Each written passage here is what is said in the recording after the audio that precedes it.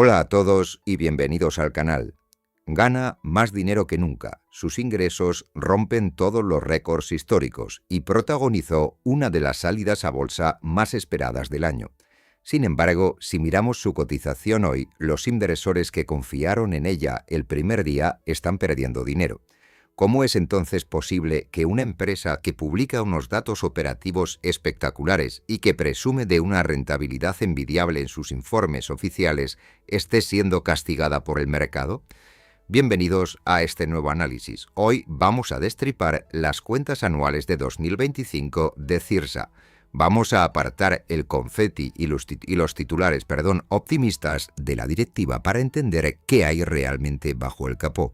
Cuánta deuda arrastra, por qué su beneficio neto no es exactamente lo que parece y si a los precios actuales de 13,42 euros estamos ante una oportunidad o ante una trampa. Comenzamos. Bien, para aquellos que no conocen en profundidad este sector, es fundamental hacer una breve radiografía de quién es Cirsa antes de perdernos en sus números.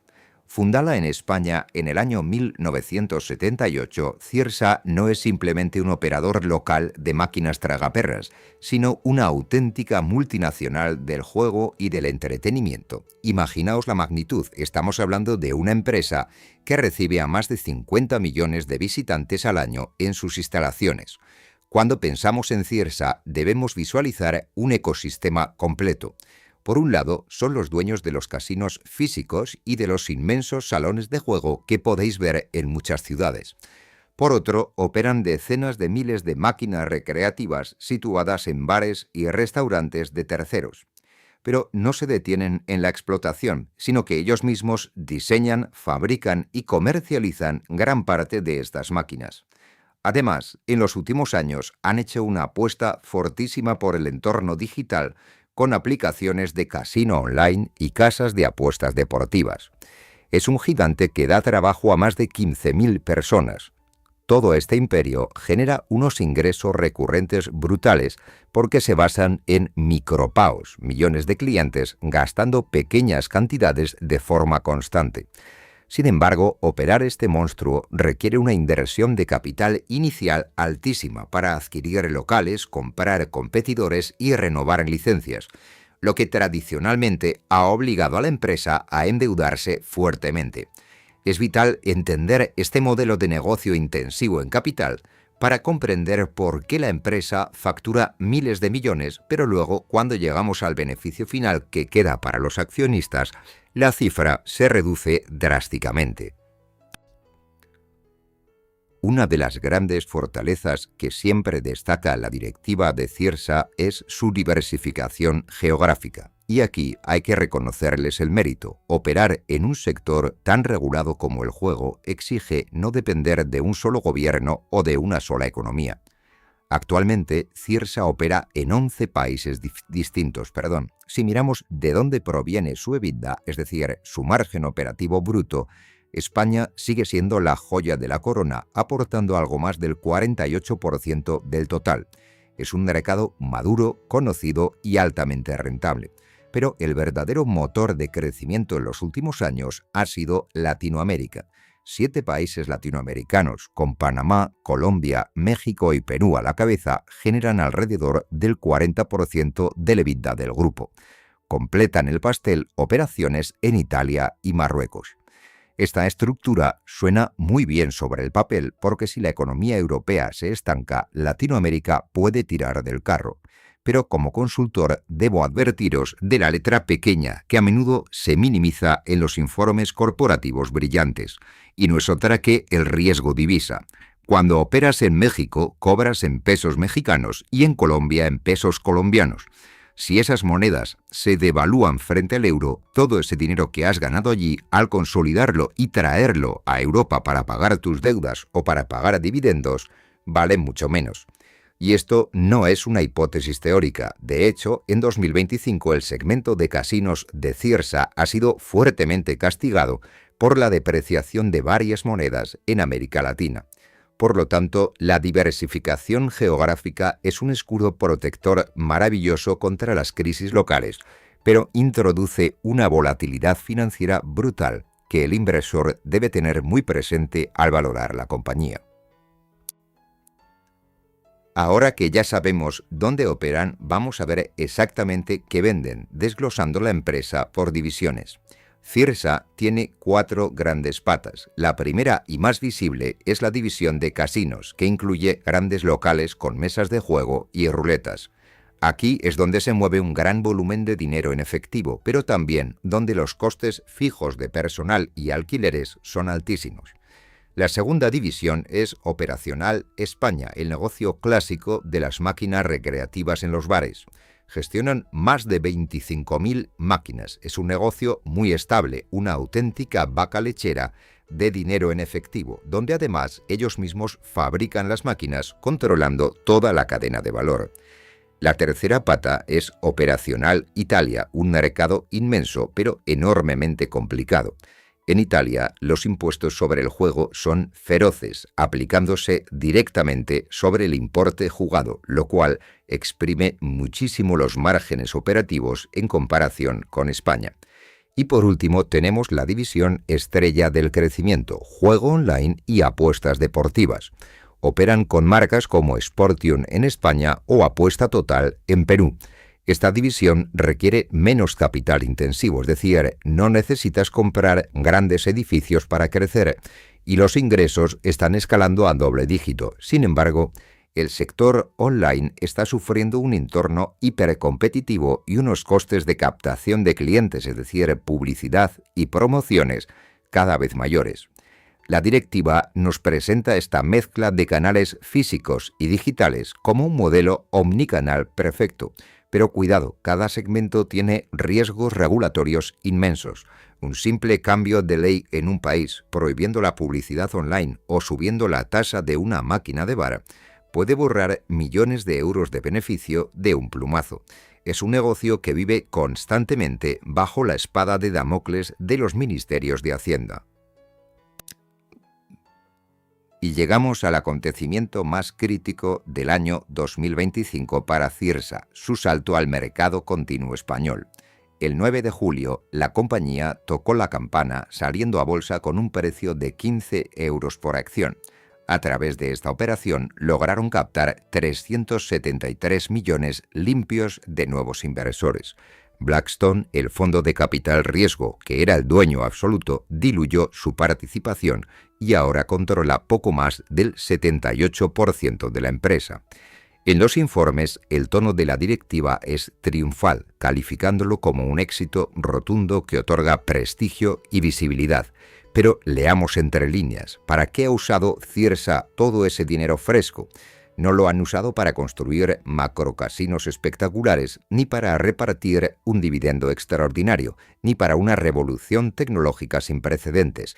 El 100% de los fondos captados se ha destinado a tapar agujeros, es decir, a reducir su inmensa montaña de deuda. Han cogido el dinero de los nuevos accionistas y se lo han entregado a los bancos y a los bonistas. Desde el punto de vista financiero corporativo, esto tiene todo el sentido del mundo, porque la empresa estaba muy apalancada y necesitaba desahogo. Al reducir deuda, reducen el pago de intereses futuros. Sin embargo, desde la perspectiva del pequeño accionista que compró a 15 euros, esperando un crecimiento exponencial de los beneficios, la realidad es un poco más fría. Has pagado para sanear un balance que el anterior propietario privado había cargado de deudas. Esto explicaría en gran medida por qué la cotización hoy, en abril, languidece en el entorno de los 13,40 euros. El mercado exige pruebas reales de que, una vez limpia la deuda más urgente, la empresa puede crecer orgánicamente sin necesidad de seguir pidiendo dinero prestado. Bien. Pasamos a analizar las entrañas de su cuenta de resultados, el documento que nos dice si la máquina de hacer dinero funciona o no. Y a nivel de ventas, los datos son indiscutiblemente buenos. Cirsa ha reportado unos ingresos netos de explotación que superan los 2.339 millones. Para ponerlo en contexto, esto supone casi un 9% más que el año anterior.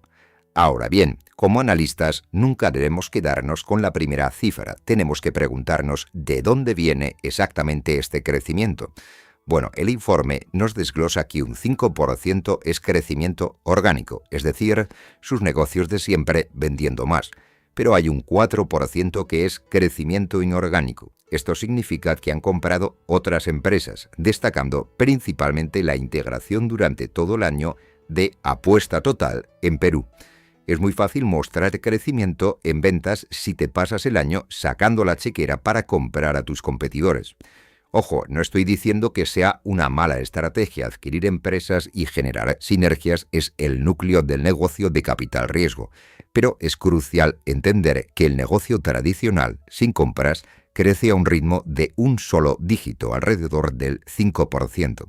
Además, aquí volvemos a ver asomar la cabeza al riesgo divisa que mencionábamos antes. Las variaciones en los tipos de cambio les han restado un 1% a las ventas globales. En resumen, la facturación es masiva y sigue una tendencia ascendente, apoyada a partes iguales por un buen desempeño de sus salas y por una agresiva política de adquisiciones que agranda el perímetro consolidado del grupo año tras año. Bajamos ahora un escalón en la cuenta de resultados para llegar al EBITDA. El EBITDA es el indicador favorito de cualquier directiva corporativa porque nos muestra el beneficio bruto de la empresa únicamente por su actividad operativa, antes de pagar impuestos, intereses a los bancos y sin contar la depreciación. Es, por así decirlo, la fuerza pura del motor del negocio. En 2025 el EBITDA de Ciersa fue de 746,5 millones, un salto de casi el 7% con respecto al año anterior. Es una cifra muy potente. La compañía saca pecho argumentando que han sido capaces de absorber el duro impacto de la inflación y las subidas salariales generales sin deteriorar sus márgenes, gracias a políticas de eficiencia y al uso de inteligencia artificial para optimizar las rutas de recaudación y las promociones. Hay que reconocerles una gestión operativa muy depurada. Sin embargo, hay un sesgo muy claro en cómo se presenta esto al mercado. Las empresas muy endeudadas o intensivas en capital como Ciersa siempre quieren que miremos el EBITDA, porque es el número más grande y más bonito. Pero el EBITDA ignora que las máquinas recreativas se estropean, se quedan obsoletas y hay que renovarlas constantemente. Y también ignora el coste de la deuda gigantesca que financia todo el tinglao. Por lo tanto, el EBITDA es un excelente indicador para saber que las salas de juego operan de forma rentable, pero es una pésima métrica para saber cuánto dinero real va a llegar al bolsillo del accionista al final del día. Así que con este gran motor rugiendo, vamos a ver qué pasa cuando le aplicamos los peajes financieros. Y llegamos al baño de realidad. Teníamos un espectacular EBITDA de más de 740 millones. Vamos ahora a empezar a pasar por caja. El primer peaje es el desgaste de los activos, las amortizaciones y los deterioros, renovaciones de locales, máquinas que quedan anticuadas, software, etc. Esto se come nada más y nada menos que 364 millones. Ya nos hemos pulido casi la mitad del EBITDA, pero esperad, porque ahora viene el segundo gran golpe, los bancos y los bonistas. Como Ciersa arrastra una deuda monumental, el pago de intereses financieros nos cuesta, atención, 205 millones al año. Repito, 205 millones se esfuman anualmente solo en pagar el coste del dinero prestado. Una vez descontado todo esto, el beneficio antes de impuestos se queda en solo 185 millones. El Estado, por supuesto, también se lleva su parte con el impuesto de sociedades, que asciende a 68 millones. Fijaos en la transformación dramática. Hemos partido de unos ingresos de más de 2.300 millones. Hemos pasado por un EBITDA que la directiva publicita de 746 millones. Y tras enfrentarnos al peso real del mantenimiento de la empresa y su pesada losa financiera, estamos hablando de cifras muchísimo más terrenales. Esta es la radiografía real de un negocio de capital intensivo altamente apalancado. Por muy bien que lo hagas en tus operaciones diarias, estás trabajando una enorme cantidad de horas al año exclusivamente para pagar intereses a tus acreedores. Bien, ya hemos descontado gastos, intereses e impuestos. Llegamos a la línea final de la cuenta de resultados, el beneficio neto, y aquí los titulares de prensa recogen que el beneficio de Cirsa en 2025 se ha disparado a 117,5 millones, un crecimiento interanual espectacular del 165%. Cualquiera que lea solo el titular saldrá corriendo a comprar acciones, pero como inversores avezados sabemos que hay que leer hasta la última línea. De esos 117 millones de beneficio neto, resulta que 44 millones no pertenecen a los accionistas de Cirsa, sino que pertenecen a lo que se denominan socios externos o minoritarios. ¿Y por qué ocurre esto? Bueno, por la agresiva estrategia de compras de Cirsa, que a menudo no implica comprar el 100% de una empresa. Por ejemplo, en su reciente y exitosa adquisición de la peruana Apuesta Total, Cirsa solo compró el 70% del capital, dejando el 30% restante en manos de los fundadores originales. Por lo tanto, cuando consolidan las cuentas, suman el 100% de las ventas de Apuesta Total a su cuenta de resultados, pero al final del día tienen que restar la parte del beneficio que corresponde a esos socios minoritarios. El resultado final, lo que realmente pertenece a la matriz, a la sociedad dominante y por ende a los accionistas, es de 72,9 millones. No está nada mal, es una mejora increíble con respecto al año anterior, pero dista muchísimo de esos 740 millones de EBITDA que nos vendían al principio. Hay que tener mucho cuidado con el espejismo contable del perímetro de consolidación. El beneficio neto es, en gran medida, una opinión contable condicionada por reglas de amortización y provisión. El flujo de caja, por el contrario, es un hecho indiscutible, es el dinero real que entra y sale de la cuenta del banco. Y aquí es donde encontramos una de las mayores fortalezas de Cirsa, algo que es fundamental reconocerles. Su capacidad de generar liquidez es sobresaliente. Durante 2025, las operaciones diarias del negocio generaron un flujo de caja positivo brutal de 691 millones. La gente juega, pierde su dinero en las tragaperras y ese efectivo va directo a la caja fuerte de la compañía cada semana. Sin embargo, no todo ese dinero se queda parado. Un negocio físico necesita mantenimiento constante. El mantenimiento y compra de nuevos activos como máquinas nuevas, reformas de locales, etc., ha consumido más de 214 millones en salidas de caja. Y aquí vendría el gran devorador de efectivo, la estrategia de expansión. Cirsa ha desembolsado más de 255 millones en efectivo contante y sonante durante 2025 para pagar las compras de otras compañías, como los recientes casinos en Marruecos y Perú. En resumen, la máquina genera muchísimo efectivo, pero el ritmo de consumo para mantener el liderazgo y comprar crecimiento es igualmente acelerado. Es una noria que no puede parar de girar. Mientras las operaciones sigan rindiendo, el modelo se sostiene perfectamente, pero la exigencia de inversión de capital es gigantesca. Dejamos la cuenta de resultados y pasamos al balance de situación, la fotografía de lo que la empresa tiene y de lo que debe a 31 de diciembre.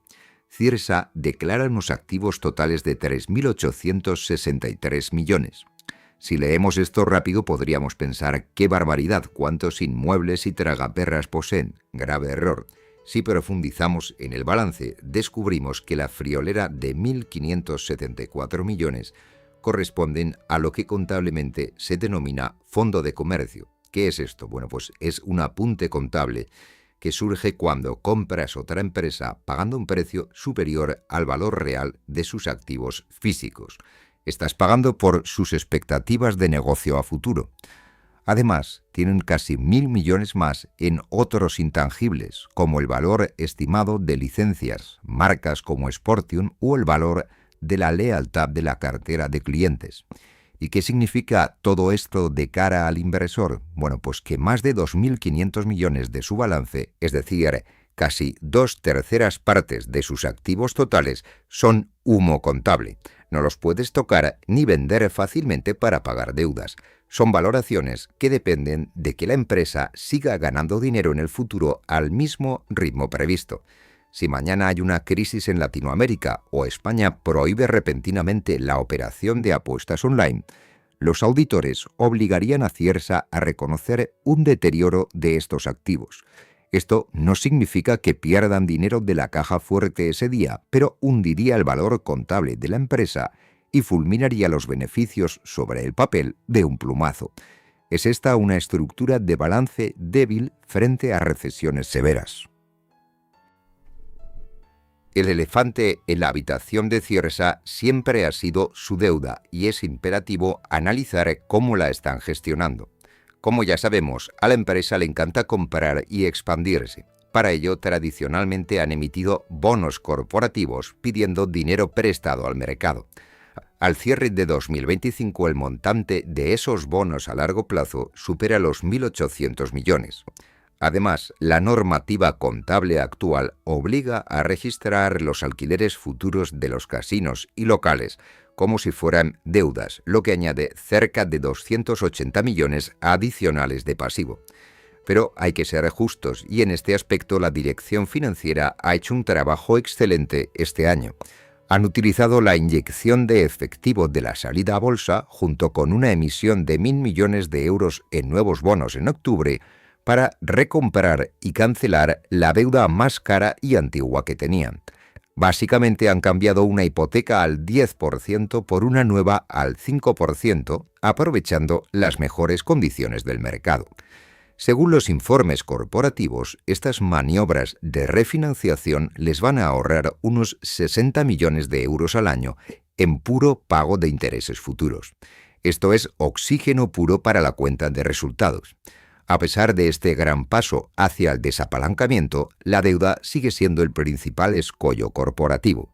El ratio de endeudamiento sigue siendo elevado y condicionará la velocidad a la que la empresa pueda repartir beneficios reales a sus accionistas sin poner en peligro su viabilidad a largo plazo. Bien, llegamos a una diapositiva crítica de esas que pueden hacer saltar todas las alarmas. Si miramos las cuentas a corto plazo, el fondo de maniobra de Ciersa es negativo en 70 millones. Tener un fondo de maniobra negativo significa que la empresa tiene obligaciones de pago como deudas, facturas, impuestos, etc., que vencen en los próximos 12 meses y que superan al dinero en efectivo y a lo que esperan cobrar en ese mismo periodo. Teóricamente, esto es sinónimo de problemas graves de liquidez, como si te llega el recibo de la luz y la tarjeta del banco te da denegada.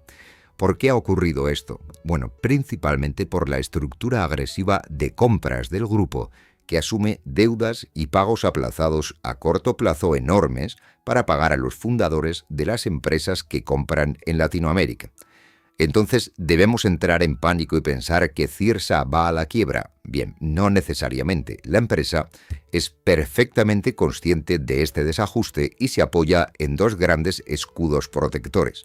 Por un lado, como vimos antes, es una generadora de billetes frescos todos los días en sus máquinas y ahora mismo tienen una posición de tesorería acumulada en el banco superior a los 313 millones. Y por si acaso hay un bache, también tienen aprobada una línea de crédito rotativa o revolving con los bancos por 350 millones, lista para ser utilizada en cualquier emergencia. En resumen, viven al límite con los pagos a corto plazo como estrategia financiera, sabiendo que su capacidad de generar caja diaria los blinda ante un posible impago. Y después de analizar tanta deuda, ingresos e inversiones, llegaría la pregunta del millón para cualquier inversor particular. Muy bien, la empresa es un gigante, pero ¿qué hay de lo mío? Hablamos del retorno directo, el dividendo. Pues bien, el Consejo de Administración ha anunciado a bombo y platillo la intención de repartir en el año 2026 un dividendo de 75 millones con cargo a los resultados de este ejercicio 2025. Es el primer dividendo tras su estreno bursátil. La política oficial de la empresa a partir de ahora será distribuir como objetivo en torno al 35% de lo que denominan beneficio neto ajustado. que básicamente es el beneficio sin contar las amortizaciones raras derivadas de sus adquisiciones. Sin embargo, vuelvo a ponerme el sombrero de la prudencia. Hay que recordar que los bonistas, es decir, las personas que han prestado esos 1.800 millones a Cirsa a largo plazo, imponen estrictas condiciones conocidas como covenants. Estos contratos establecen límites de protección muy severos. Si la empresa no cumple unos ratios de rentabilidad, los bonistas prohíben legalmente que se repartan dividendos a los accionistas para proteger su préstamo. Es cierto que la salida a bolsa ha relajado muchísimo estas cláusulas y hoy por hoy tienen margen sobrado para pagar. Pero el inversor no debe olvidar que en esta empresa el accionista es el último de la fila. Primero cobran el Estado, los empleados y los prestamistas. Si todo va perfecto, el accionista cobrará un buen dividendo, pero a la mínima crisis que afecte a la caja, el grifo del dividendo se cortará sin miramientos por mandato de los bonistas. Bien, hemos diseccionado los fundamentales del negocio. Ahora tocaría hacer la cuenta de la vieja, el análisis de valoración crudo, uniendo los datos financieros de 2025 con el precio de mercado de abril de 2026, situado en 13,42 €. Si multiplicamos ese precio por los algo más de 154 millones de acciones en circulación, tenemos que el mercado valora hoy a Cirsa en algo más de 2.070 millones de capitalización bursátil. Para saber si esto es caro o barato, miramos al PER. Si tomamos el beneficio neto que realmente es atribuible a los accionistas, que vimos que era de unos 73 millones, estaríamos comprando Cirsa a unas 28 veces beneficios. Un PER de 28 es francamente exigente para un sector tan maduro y regulado, ya que implica que la empresa debe mantener tasas de crecimiento agresivas durante muchos años para justificar el precio. Pero en empresas con tanta deuda, preferimos mirar el Enterprise Value EBITDA. Para calcular el valor de empresa, sumamos los 2.070 millones que vale la compañía en bolsa y le añadimos su inmensa deuda financiera neta, descontando la caja, lo que nos sumaría otros 2.200 millones adicionales. En total, comprar la empresa libre de cargas costaría casi 4.300 millones. Si dividimos esto entre su espectacular EBITDA, el múltiplo sale cercano a 5,7 veces. Este ratio por debajo de 6 veces resulta más razonable y atractivo que el PER y nos demuestra por qué la acción puede resultar seductora para los analistas profesionales. El motor subyacente es brutalmente rentable, pero todo el valor está sepultado bajo la deuda. La cotización estaría en un cruce de caminos, o el desapalancamiento funciona y aflora el valor para el accionista, o los tipos altos de interés y la regulación hundirán el margen.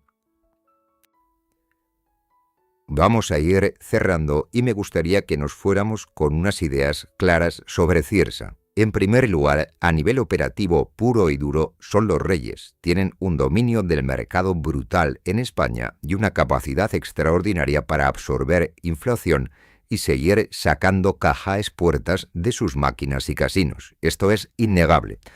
En segundo lugar, ojo con el espejismo latinoamericano. Da mucho crecimiento sobre el papel, pero las monedas locales son volátiles y lo que ganas por volumen te lo pueden borrar de un día para otro el mercado de divisas al pasarlo a euros.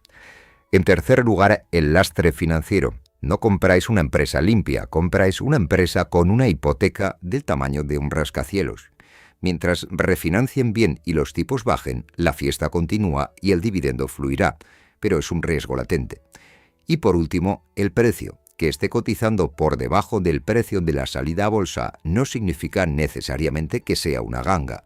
Significa que el dinero inteligente ha decidido esperar en la barrera hasta ver si Cirsa es capaz de devolver la deuda prometida mientras sostiene este crecimiento. Es sin duda un valor fascinante para seguir de cerca. Si este análisis te ha resultado útil y quieres seguir aprendiendo a leer entre líneas, te agradecería enormemente que le dieses al like y te suscribieses al canal. Sin más, muchas gracias por vuestro tiempo y nos vemos en próximos vídeos.